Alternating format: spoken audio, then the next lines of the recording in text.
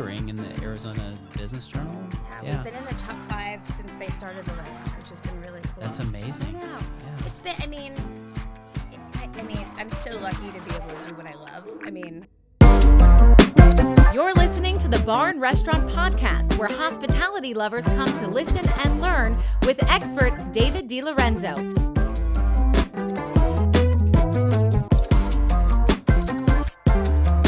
And I'm going to get to know Jennifer personally here. Okay. How's that sound? Sure. Okay. Exciting. Where were you born? I was born in New Jersey. New Jersey? Mm-hmm. So Yes. was my dad. That's what you're saying? Yeah. Back east? Yeah, I went to Madison Township High School out there. Wow. I left when I was 4.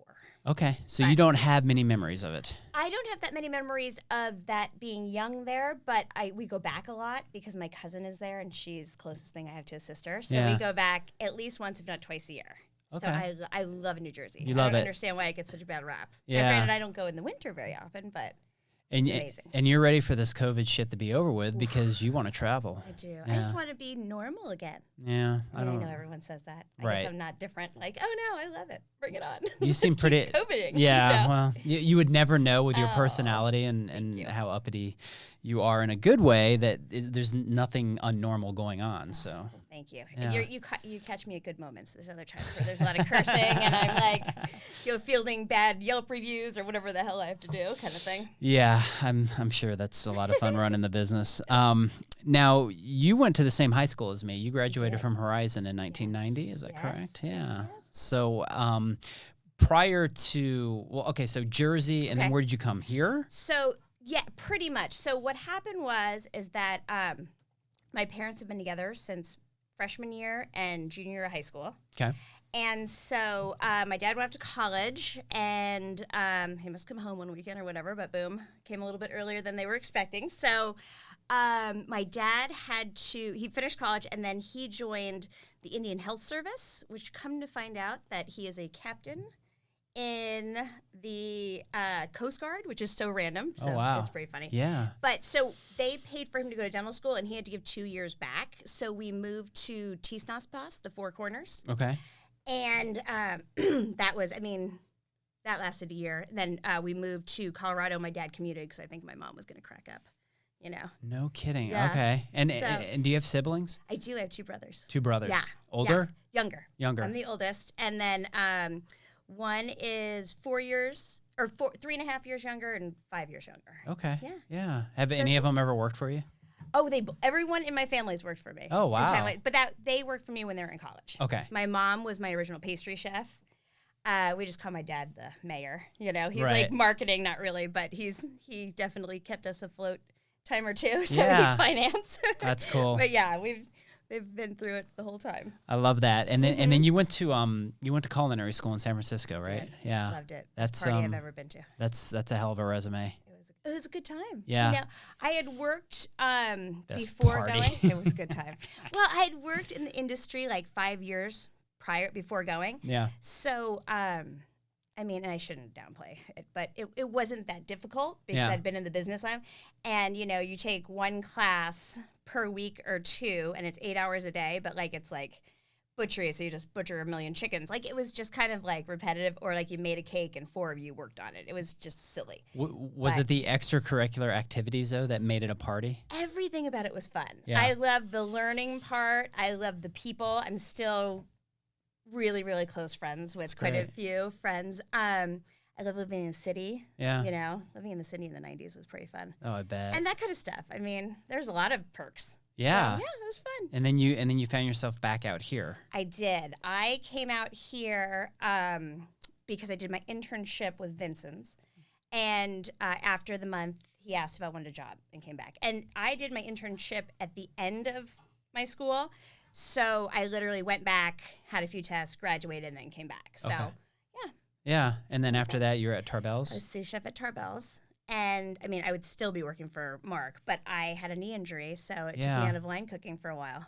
Oh, my goodness. Look at that. So what was the knee injury from? Just Well, that's one part to this part to that part's all busted up.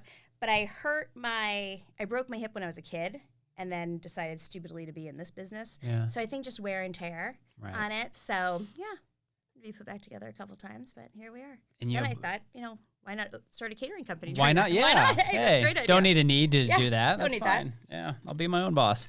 Yeah. And you've been doing the catering, what, 27 years? Since 97. Okay. End of 97. So 23, going into 24 years. Okay. Yeah. Wow. I know. And then you started the market. A little over 7 years ago. Okay. I know. Yeah. How are you feeling so far? I mean, you know what? Catering is my jam, and I miss it because obviously that's 90% slower than it used to be. And the restaurant, has its ups and flows because depending on, but one thing about, or a couple of good things have happened over COVID is we've come up with new ideas. You really have to stretch your brain during this. Right. And I also got involved with the James Beard Foundation. So, a lot of great has come out of it, even if it's been such a shit show. Yeah, for sure. And then in between, as we were talking, you have one son, Cooper, and you've been homeschooling, correct? There's that. I mean, I wouldn't call it homeschooling because I don't understand sixth grade. It's embarrassing. Neither do I. But doing my best. I feel like I'm more of just there for mental health, and I'm really not good at that either. So, but we get through the day. And then we decided it's a much better idea to send them to my niece's house because they're in the same grade 9 weeks apart.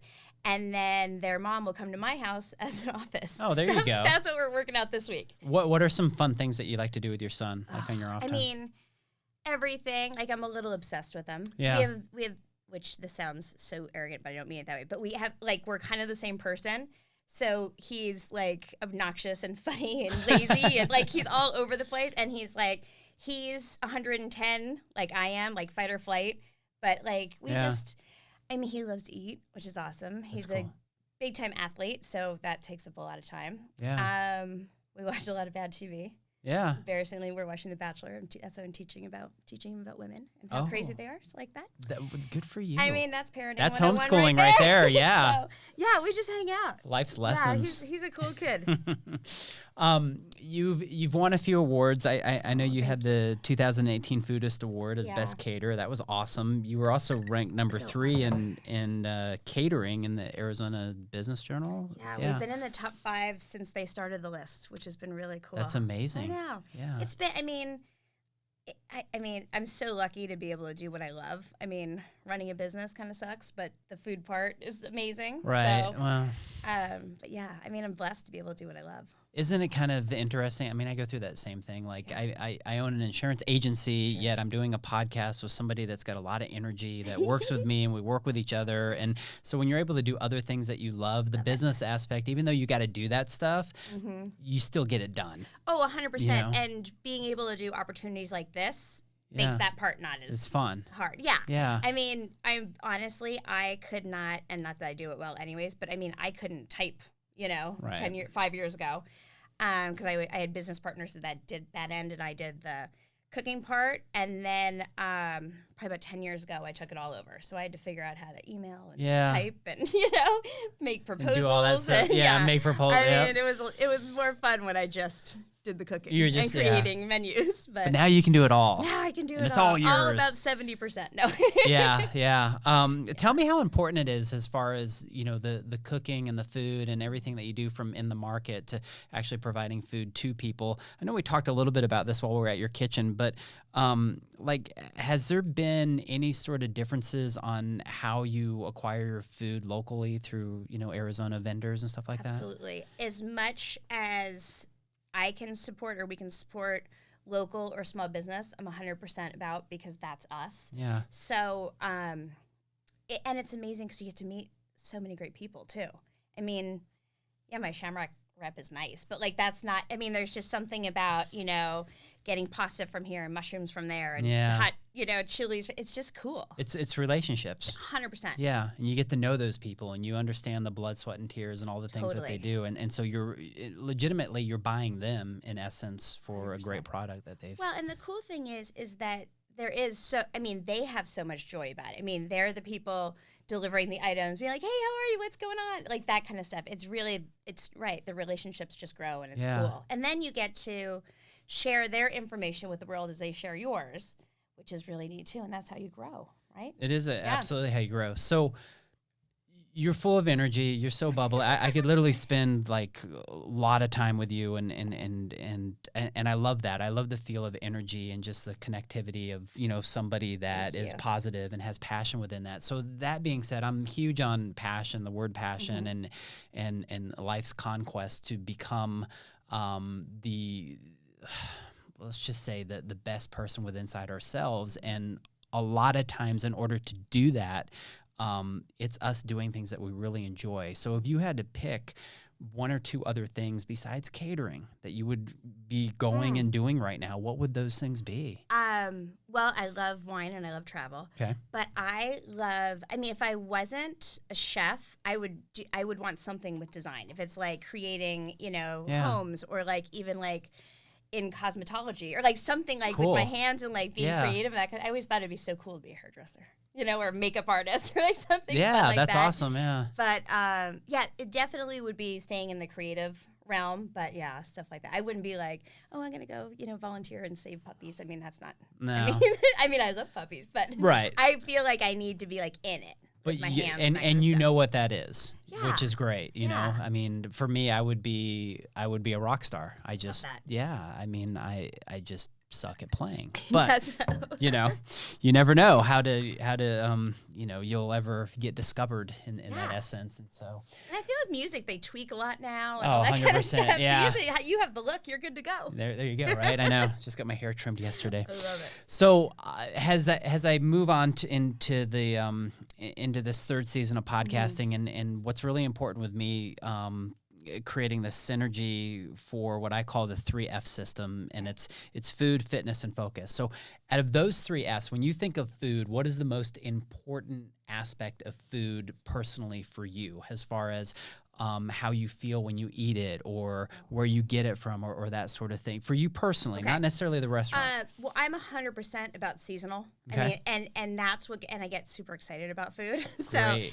I just think when something's in season, it's so pretty and it tastes so much better. And so that's really my focus. And that is at home, at work, it doesn't matter. It just has to be like, it has to be beautiful and tasty and pretty simple. You know, I like the product to kind of speak for itself, so that's what gets me excited. I love that. That's a great answer. It's and then, cool, too. As far as a food vice, like, are you addicted to? I know I'm addicted to sugar. Like, if I eat one thing, I'm eating a whole, you know, box of it. Yeah. Do you have that same? Oh, I mean, there's nothing that I don't like, but and trust me, I don't do anything in moderation. But I feel like when it comes to food, I love like proteins and veggies, and you know, and I love, you know, beautiful, you know, breads and all that, you know, and pasta. But I don't really take anything away from myself. So I think I just, if I want it, I kind of have it. Yeah. But then it doesn't make me want it as much. You know what I mean? That's good. Because it's right there at my fingertips. So it gets me excited. Yeah. I like that. That's a great answer. Yeah. And then let's talk about the movement and the physical activity of what you enjoy. Like, you know, as we become more into our 40s and we're looking to, you know, be more on the other end. Right. I get what you're saying. So like getting more mobile, or I don't know, is yoga your thing, or Pilates? Yeah. Okay. I mean, and as soon as I had my hip replaced and was cleared, I started Pilates. It doesn't mean I'm great at it, but it keeps me moving. It keeps things from hurting too much. Yeah. I'm also really I really love meditation, which helps a lot. And when I don't do it, I'm batty. And then now I'm into, like, I was doing hot yoga, but not as flexible as I used to be. So now I'm living like the sauna and the cold plunge and all that kind of stuff. Beautiful, yeah. And it's kind of become a little bit of a routine. Yep. Cooper called me a complete puss because I can only do 100 seconds in the ice water, and he supposedly can do 7. But you know, hey, I'm getting in the pool in the winter. I'm doing the whole Wim Hof series, so and I'm a little nutty like that. Of crap, but I want to see him do 7 minutes, and I'll do 2 minutes. Yeah, exactly. So then the focus aspect, you love to meditate. So just tell me, like, one of your meditation practices. Is it just sitting still for 5 minutes? It's laying. Okay. And it's dark, but not completely dark. I love the app that Oprah and Chopra do, which is like, because I like it guided, because it's very hard for me to stay focused without guidance. So I love the little chit chat, and then they have just the moment where, you're still. And when I do that, I always do a prayer. It's I love it. pretty much the same prayer every day with whatever I need to bring in to help a little here and there. And and then I just ended that with a little, I don't know. And when I'm telling you, when I don't do it, it's a totally different day. Yeah. You know? Well, and for the most part, would you say that you find time within your schedule to make sure you get those 3 F's in? Because, I really do. Even if waking up, I don't want to do any of them some days, but once I do them, then I feel really good.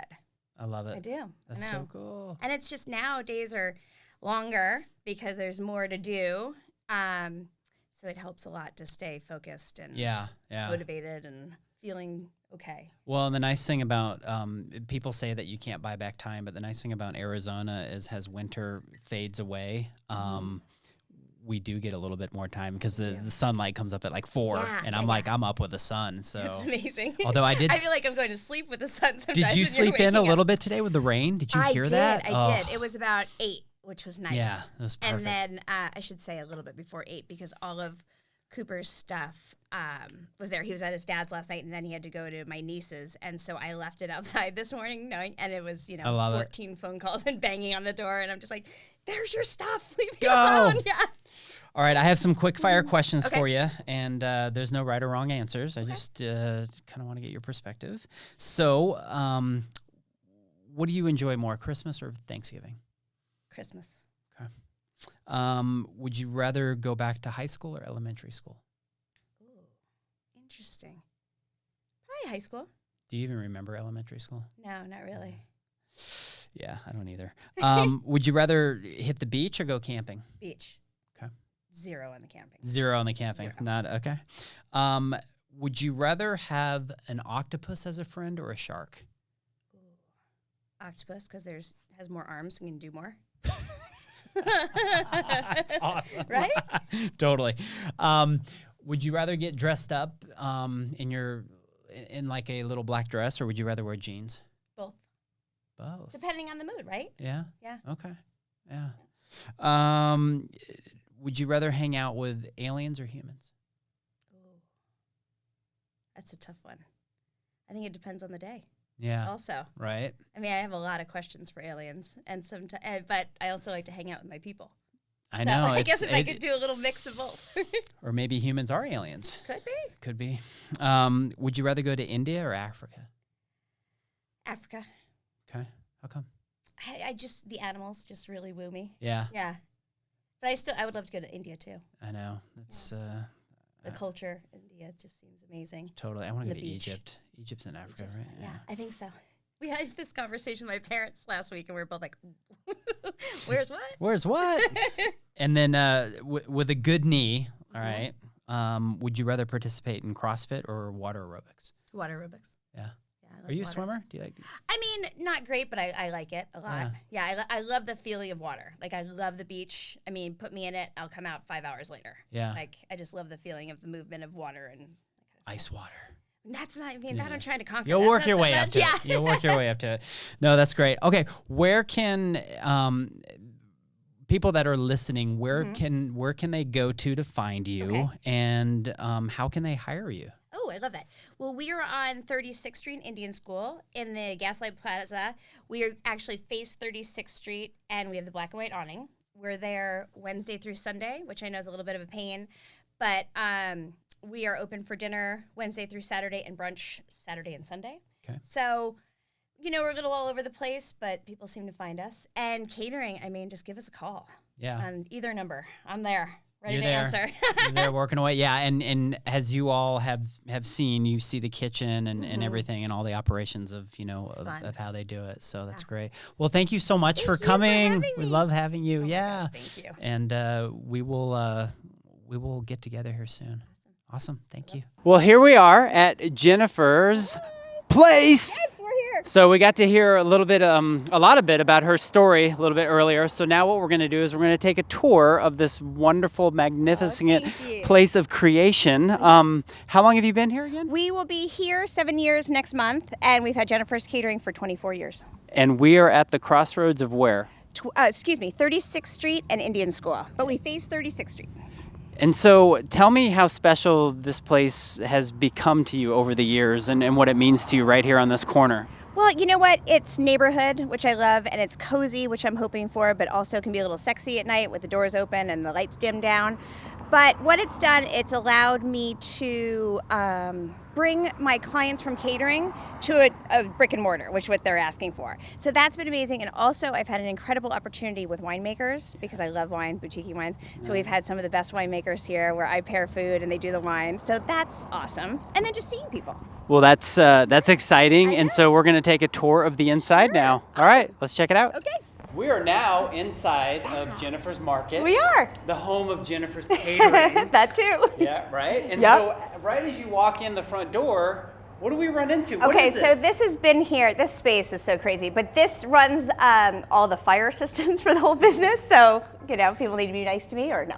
So that's what it is, but it's just super antique and cool looking and almost industrial. That kind of fits the room because the room has a little bit of industrial but then a little bit of like sexy with the chandeliers and the seating. So we just had to work with this baby and went from there. Very cool. Yeah. And so you kind of design, when you look at the walls, you have the block walls. Yes. And it flows in with this. No Totally. pun intended, the flow. When you were doing the rest of the decorating, what was going on here? Tell us a little bit about the pictures behind you. Okay, so the cool thing is that we try to do as much local as we can. So this is Christine Johnson, who's a photographer. And so she so kindly lets us borrow her beautiful artwork all over. And then we'll switch it out too. So if someone else wants to do a different look here and it works with the space, we'll do that. Yeah. And everything's for sale. You know, if someone wants to buy it, I can call her and she'll get one ready for them and all that good stuff. And she's amazing. Oh, that is awesome. I love the local aspect of everything that you're doing. We have to, Yeah. right? Yeah, and You know? we'll get more into the local food and all the other stuff that you're doing here shortly. Let's take a walk around the dining room. Perfect. The large dining room. Yeah, it's so huge. How many tables? You know what? We're 2,700 square feet total, but we have a 1,500 square foot kitchen because of the catering. Yeah. But then we also have another 1,400 square feet with the wraparound patio. Okay. So it feels larger than it is, especially when the doors are open and there's more of a flow. But it's also cozy and intimate and nice like that too. Yeah, you get like the best of both worlds. I feel like since I'm doing the big caterings at people's homes, that I wanted this to be a little bit more homey and intimate. So. What would you say, like over the years of doing this, when you go do a catering at somebody's home, there's probably a good percentage of people that actually love the food and then come into the restaurant to get more of it. 100%. And our catering has doubled from opening the brick and mortar. And so that's been amazing because now we can do pickup, we can do takeout. We've always done delivery setup and then full service. So it just gave us a couple more options for people to have food. And I like to make it easy for them. I know how hard it is if you're not throwing a lot of parties. And so we have great containers you can hold it in and whatnot. So then it looks like you did it, but we have it all ready for you. Yeah. And then you have a little bit of a bar there. Little, yeah. I would say, how many seats like pre-COVID? Pre-COVID, we have 4 to 6, depending, because right next to the bar is kind of our chef's counter, and that is super popular. So just depending on that feel, people do a lot of eating up there as well. Gotcha. I feel like if they're grabbing a drink from one of our servers or up at the bar, they'll usually take it outside to little areas where they can sit. That's more of like a cocktail feel. Well, and tell us about Chef's Counter. How does that work? Oh, well, it's super fun. It's nothing special except it's our menu, unless we're doing a wine dinner or a special event. But you can just sit up there. I'm back there. You know, I like to BS. So yeah, it's just kind of fun. You like to BS. Yeah, I like to. Yeah, and we know that. Oh, that's great. And then you have a lot of local wines, I would assume. We have some local. We have the Page Springs, and then I have quite a bit of Napa wine, but it's super boutique-y. I do stay away from the big labels because I like the intimacy again of it. Yeah.